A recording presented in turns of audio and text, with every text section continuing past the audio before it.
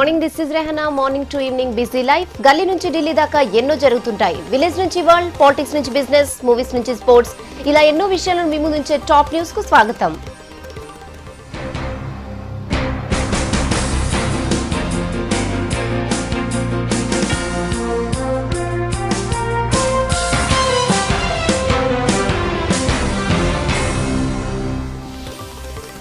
మెదక్ జిల్లాలో Reliance gas pipe line leakage కారణంగా భారీ అగ్ని ప్రమాదం చోటు చేసుకుంది. సదాశివపేట మండలం మద్దికుంట గ్రామ సమీపంలో భారీ స్థాయిలో మంటలు ఎగిసిపడుతున్నాయి. అర్ధరాత్రి ఒక్కసారిగా చెలరేగిన మంటలతో స్థానికులు పరుగులు పెట్టారు. ప్రమాద తీవ్రతపై గ్రామస్తులు టెన్షన్ పడుతున్నారు. జిల్లా అధికారులు స్పాట్ కు వెళ్లి పరిస్థితిని గమనిస్తున్నారు. ఫైర్ సిబ్బంది మంటలను అదుపు చేసేందుకు ప్రయత్నాలు చేస్తున్నారు. ముఖ్యమంత్రి కేసీఆర్ ఇవాళ కరీంనగర్ వెళ్లనున్నారు. సీఎం హోదాలో రెండోసారి జిల్లాకు వెళ్తున్న సీఎం పలు అభివృద్ధి కార్యక్రమాలకు శంకుస్థాపనలు, ప్రారంభోత్సవాలు చేయనున్నారు. ఉదయం 11:45 జగిత్యాల మండలం రాయకల్లో కొమరం భీం విగ్రహాన్ని ఆవిష్కరించనున్నారు సీఎం. ఆ తర్వాత చిన్నజీర స్వామి ట్రస్ట్ నిర్మించిన ఆడిటోరియాన్ని ఆరంభించనున్నారు. సీఎం టూర్లో మహారాష్ట్ర గవర్నర్ విద్యాసాగర్ రావుతో పాటు కేంద్ర గిరిజన మంత్రి జూలా ఓరం, స్థానిక జిల్లా నేతలు అటెండ్ కానున్నారు. అటు ప్రతికూల వాతావరణ పరిస్థితులతో టూర్ షెడ్యూల్లో మార్పులు జరిగే ఛాన్స్ ఉందంటున్నారు అధికారులు. టీఆర్ఎస్ సర్కార్తోనే బంగారు తెలంగాణ సాధ్యమన్నారు వ్యవసాయ మంత్రి పోచారం శ్రీనివాస్ రెడ్డి. బీడీ కార్మికులు పడిన శ్రమను గుర్తించి ప్రభుత్వం నెలకు 1000 రూపాయల భృతి ఇస్తుందని చెప్పారు. నిజామాబాద్ జిల్లాలో పర్యటించిన పోచారం అర్హులైన అందరికీ ప్రభుత్వ పథకాలు అందుతాయన్నారు. జిల్లాలో అర్హులైన బీడీ కార్మికులంతా జీవన భృతి పథకానికి అప్లై చేసుకోవాలని సూచించారు.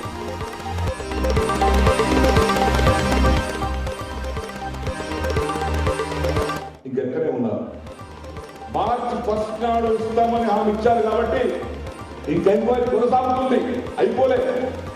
ఈరోజు 84,973 మందికి ఎంక్వైరీ చేసి వీరు అర్హులని, ఎలిజిబుల్ అని గుర్తించి మీకు నెలకు ఒక్క నెలకి 8,50,00,000 రూపాయలు 1000 కాడికి పెన్షన్ ఇవ్వడం ఈ రోజు నుంచే.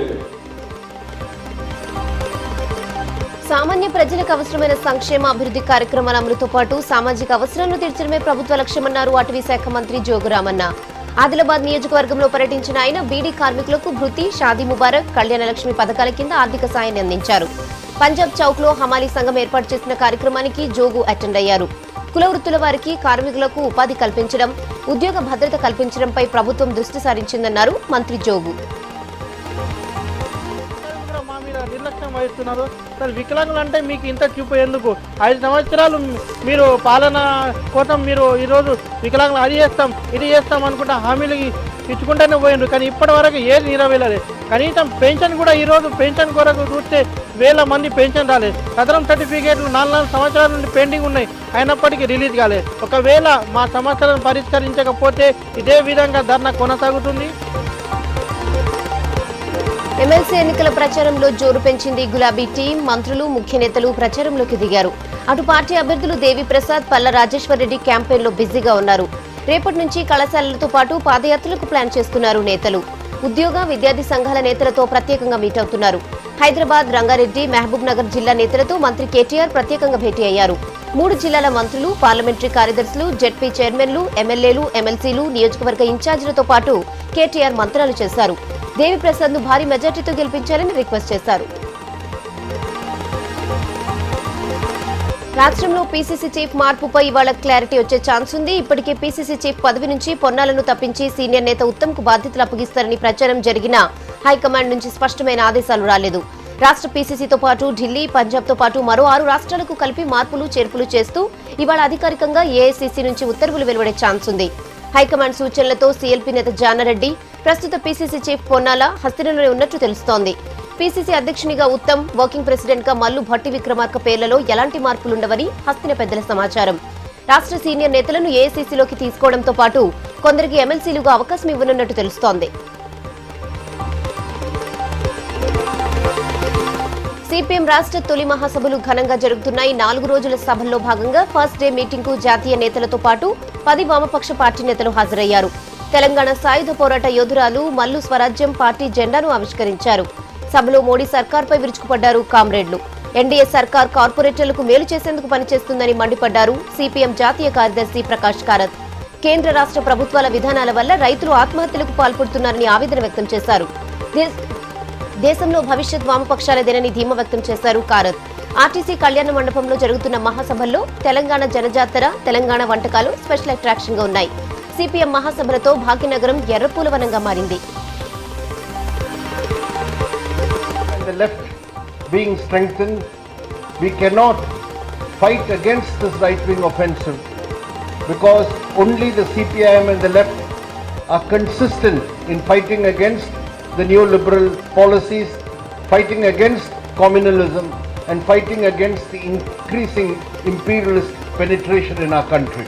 For our party congress, in our political resolution, we have set out a roadmap on how to కేంద్ర బడ్జెట్లో ఏపీ కేటాయింపులపై కేంద్రాన్ని కలవాలని డిసైడ్ అయ్యారు ఆ రాష్ట్ర సీఎం చంద్రబాబు. సినీ నటుడు జనసేన అధినేత పవన్ తో కలిసి త్వరలో ఢిల్లీ వెళ్లేందుకు బాబు ప్లాన్ చేస్తున్నట్టు తెలుస్తోంది. హైదరాబాద్ తో చంద్రబాబుతో పవన్ ప్రత్యేకంగా సమావేశమై కేంద్ర బడ్జెట్ తో పాటు రాజధాని నిర్మాణంపై డిస్కస్ చేశారు. విభజన చట్టం ప్రకారం ఏపీకి రావాల్సిన నిధులపై కేంద్రంతో చర్చించాలని ఇద్దరు నేతలు మాట్లాడుకున్నట్టు సమాచారం. ఏపీకి స్పెషల్ స్టేటస్, విశాఖ రైల్వే జోన్పై కేంద్రం నిర్ణయం తీసుకుంటుందనుకున్నా అవేవీ పట్టించుకోకపోవడంతో ఇద్దరు నేతలు అసంతృప్తిగా ఉన్నట్టు ప్రచారం జరుగుతోంది. అటు ఏపీ రాజధాని నిర్మాణ ప్రాంతంలో పవన్ కళ్యాణ్ పర్యటించనున్నట్టు తెలుస్తోంది. కేంద్ర బడ్జెట్లో ఏపీకి ఎలాంటి అన్యాయం జరగలేదన్నారు కేంద్ర మంత్రి వెంకయ్య నాయుడు. జైట్లీ బడ్జెట్ను సమర్థించిన వెంకయ్య విభజన చట్టంలోని ప్రతి ఒక్క హామీని నెరవేరుస్తామని చెప్పారు. ఏపీ ప్రత్యేక హోదాపై నిర్ణయం తీసుకోలేదన్న ఆయన అందరికీ న్యాయం చేస్తామన్నారు. అటు హైకోర్టును విభజనకు తమకు ఎలాంటి అభ్యంతరం లేదని చెప్పారు. కేంద్ర భూ ఆర్డినెన్స్ ను సమర్థించుకున్నారు. బడ్జెట్పై గుర్రుగా ఉన్న రెండు రాష్ట్రాలను కూల్చేసే ప్రయత్నం చేశారు వెంకయ్య నాయుడు. సమస్యలుంటే ప్రధానిని కలిసి పరిష్కరించుకోవాలని సలహా ఇచ్చారు.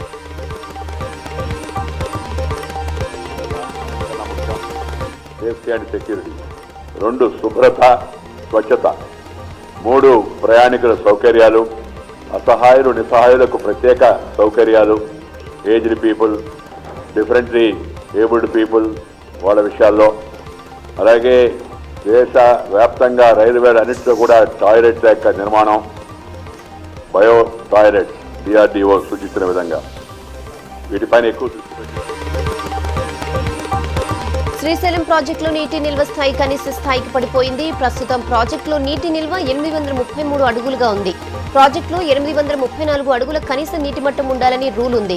గతంలో హైకోర్టు కూడా ఇదే విషయాన్ని వెల్లడించింది. తాగునీటి అవసరాలకు మినహా మిగతా వాటి కోసం 834 అడుగుల దిగువని నీటిని వాడకూడదు. విద్యుత్ డిమాండ్ పెరిగిపోతుండటంతో తెలంగాణ సర్కార్ విద్యుత్ ఉత్పత్తిని కంటిన్యూ చేస్తోంది. వేసవి ప్రారంభం కాకముందే కనీస నీటి మట్టం కంటే దిగువకు నిల్వ పడిపోతే తాగునీటి అవసరాలు ఎలా తీరుతాయనే ఆందోళన నెలకొంది. అటు విద్యుత్ ఉత్పత్తి విషయంలో రెండు రాష్ట్రాల మధ్య వివాదం కంటిన్యూ అవుతోంది. ఆధ్యాత్మికతతో ఆలోచనలను అమల్లో పెడితే అంతా సవ్యంగా జరుగుతుందన్నారు స్వామి చిదానందజీ. మేడ్చల్ మండలం Rawalkol Jayadarshini venture smile old age home లో ఆయన ఆధ్యాత్మికతపై జరిగిన ప్రత్యేక కార్యక్రమంలో ఆయన పాల్గొన్నారు. మనిషికి కొత్త శక్తి వచ్చేందుకు శాంతియుతంగా ఆలోచించాలన్నారు స్వామీజీ. ధ్యానంతో ఎన్నో లాభాలున్నాయని చెప్పారు. ఈ కార్యక్రమానికి ప్రజలు పెద్ద సంఖ్యలో తరలివచ్చారు. తెలంగాణ రైతాంగ సాయుధ పోరాట వీరుడు ధర్క్యా నాయక్ను రాష్ట్ర సాంస్కృతిక అభివృద్ధి మండలి చైర్మన్ రసమయి బాలకిషన్ ఘనంగా సన్మానించారు. ధర్క్యా నిజాంలకు వ్యతిరేకంగా పోరాడిన ధీరుడని అభివర్ణించారు. అప్పటి నిజాంలకు వ్యతిరేకంగా పోరాడిన నాయక్ కుటుంబానికి అన్ని విధాల న్యాయం చేస్తామని చెప్పారు రసమయి. నాటి తెలంగాణ పోరాటమే నేటి తెలంగాణ పోరాటానికి స్ఫూర్తిగా నిలిచిందన్నారు ప్రముఖులు. పోరాట స్ఫూర్తిని అణువణువునా నింపుకున్న నాయకులు సన్మానించడం అదృష్టకరమన్నారు కార్యక్రమ నిర్వాహకులు. హైదరాబాద్ లో సర్ సివి రామన్ అకాడమీ ఆధ్వర్యంలో 15వ ఉగాది అవార్డుల కార్యక్రమం గ్రాండ్ గా జరిగింది. వివిధ రంగాల్లోని ప్రముఖులకు సివి రామన్ అకాడమీ తరపున అవార్డులు అందించారు. నాంపల్లి ఇందిరా ప్రియదర్శిని ఆడిటోరియంలో జరిగిన కార్యక్రమానికి BJP MLA K Laxman chief guest గా అటెండ్ అయ్యారు. విద్య, వైద్య రంగాలతో పాటు వివిధ రంగాల్లో సేవలందిస్తున్న 80 మందికి అవార్డులు ఇచ్చారు అకాడమీ ప్రతినిధులు. యాదగిరిగుట్ట లక్ష్మీ నరసింహుడి బ్రహ్మోత్సవాలు ఆఖరి ఘట్టానికి చేరుకున్న ఈ ఉత్సవాల్లో ప్రధానమైనదిగా చెప్పుకునే స్వామివారి చక్రస్నానం ఘనంగా జరిగింది. ఆలయంలో పూర్ణాహుతి తర్వాత ప్రత్యేక పల్లకిలో స్వామివారిని గుట్టమాడ వీధుల్లో ఊరేగించారు. భారీ భక్తజన సందోహం, కోలాహలం మధ్య చక్రస్నానం నిర్వహించారు పండితులు. అద్భుత ఘట్టాన్ని కళ్లార వీక్షించి పులకించిపోయారు భక్తులు. వేద పండితుల మంత్రోచ్చారణలు, ప్రత్యేక పూజల మధ్య స్వామివారి చక్రస్నానం కన్నుల పండుగ జరిగింది. ఇవాళ మహాశత ఘటాభిషేకం తర్వాత ధ్వజావరణ హోంతో బ్రహ్మోత్సవాలు ముగియనున్నాయి. విదేశాల్లో దాచుకున్న బ్లాక్ మనీని బయటపెట్టేందుకు కేంద్రం చివరి ఛాన్స్ ఇచ్చింది. బ్యాంక్ అకౌంట్ నెంబర్లు ప్రభుత్వానికి ఇవ్వాలని లేదంటే జైలు శిక్ష తప్పదని కేంద్ర ఆర్థిక శాఖ సహాయ మంత్రి జయంత్ సిన్హా వార్నింగ్ ఇచ్చారు. బడ్జెట్ ప్రకారం విదేశాల్లో ఆస్తులపై వివరాలు ఇవ్వాలని, నేరంపై 7 ఏళ్లు, ఇన్కమ్ ట్యాక్స్ ఎగవేత నేరాలపై 12 ఏళ్లు శిక్ష పడే అవకాశం ఉంది. అటు విదేశాల్లో బ్లాక్ మనీ దాచుకున్న వారిని వదిలిపెట్టేది లేదని కేంద్ర ఆర్థిక శాఖ హెచ్చరిస్తోంది. జమ్మూలో పీడీపీ బీజేపీ సంకీర్ణ సర్కార్ కొలువు తీరింది. రాష్ట్ర 12వ సీఎంగా పీడీపీ సీనియర్ నేత ముఫ్తీ మొహమ్మద్ సయీద్ ప్రమాణం చేశారు. డిప్యూటీ సీఎంగా బీజేపీ నేత నిర్మలా సింగ్ బాధ్యతలు స్వీకరించారు. పీడీపీ నుంచి 13 మంది, బీజేపీ నుంచి మరో 12 మంది మంత్రులుగా ప్రమాణం చేశారు. జమ్మూ వర్సిటీలోని జోరావర్ ఆడిటోరియంలో జరిగిన ప్రమాణ స్వీకారోత్సవానికి ప్రధాని మోడీ, బీజేపీ సీనియర్ నేత Advani, party chief Amit Shah, Murali Manohar Joshi attend అయ్యారు. కాశ్మీర్ ప్రజల ఆకాంక్షలను తీర్చేందుకు రాష్ట్రాన్ని అభివృద్ధి పథంలో తీసుకెళ్లేందుకు పీడీపీ, బీజేపీ సర్కార్ కృషి చేస్తుందని చెప్పారు సీఎం సయ్యద్. ప్రమాణ స్వీకారం తర్వాత సయ్యద్ చేసిన కామెంట్స్ కలకలం రేపాయి. ఉగ్రవాద సంస్థలు, వేర్పాటువాదుల వల్లే జమ్మూలో ప్రశాంతంగా ఎన్నికలు జరిగాయన్నారు. కాశ్మీర్ సమస్యకు పాక్తో చర్చలు మినహా మరో ప్రత్యామ్నాయం లేదన్నారు సయ్యద్. ఢిల్లీలో గ్రాండ్ విక్టరీ కొట్టిన ఆప్లో అంతర్గత విభేదాలు మొదలైనట్టు తెలుస్తోంది. ఆప్ అంతర్గత లోక్పాల్ కమిటీ తాజాగా పార్టీ నాయకత్వానికి రాసిన లేఖతో ఈ విషయం వెలుగు చూసింది. పార్టీలో 2 గ్రూపులు ఏర్పడుతున్న విషయాన్ని ప్రస్తావించింది. పార్టీలో అంతర్గత ప్రజాస్వామ్యంపై వస్తున్న విమర్శలకు పరిష్కారం చూపాలని సూచించింది. ఒక్కరికి ఒక్క పదవి అంశాన్ని గుర్తు చేసింది. అసెంబ్లీ ఎన్నికల టైంలో కూడా అభ్యర్థుల ఎంపికపై ముఖ్య నేతల మధ్య విభేదాలొచ్చాయి. దీంతో పార్టీలో అంతర్గత కమిటీ ఇటీవల పార్టీ జాతీయ కార్యవర్గ భేటీకి ముందే ఆప్ రాజకీయ సలహా కమిటీకి లేఖ రాసింది. పార్టీలో 2 వర్గాలు పెరుగుతున్నాయని కంప్లైంట్ చేసింది. అటు ఢిల్లీ సీఎంగా, పార్టీ జాతీయ కన్వీనర్గా కేజ్రీవాల్ కొనసాగడంపై కొందరు నేతలు అభ్యంతరం చెబుతున్నారు. తమిళనాడులో డీఎంకే యువనేత స్టాలిన్ బర్త్డే వేడుకలు ఘనంగా జరిగాయి. చెన్నైలోని స్టాలిన్ నివాసం దగ్గర అభిమానులు సందడి చేశారు. నగరమంతా ఫ్లెక్సీలు ఏర్పాటు చేసి సంబరాలు చేసుకున్నారు. తమ నేతకు బర్త్డే విషెస్ చెప్పేందుకు అభిమానులు, పార్టీ కార్యకర్తలు బారులు తీరారు. శాలువాలు, పూలదండలతో సన్మానించారు. అటు పార్టీ కార్యకర్తలు బ్లడ్ డొనేట్ క్యాంపులు ఏర్పాటు చేశారు. తన పుట్టినరోజును ఘనంగా నిర్వహించినందుకు పార్టీ నేతలకు, ఫ్యాన్స్ కు కృతజ్ఞతలు చెప్పారు స్టాలిన్. ప్రముఖ శైవ క్షేత్రం వారణాసిలో రంగుబరి ఏకాదశి ఉత్సవాలు ఘనంగా జరిగాయి. హోలీకి ముందు వచ్చే ఏకాదశిని గ్రాండ్ గా సెలబ్రేట్ చేసుకుంటారు స్థానికులు. ఆలయాల్లో ప్రత్యేక పూజలు నిర్వహించి ఊరేగింపులు చేస్తారు.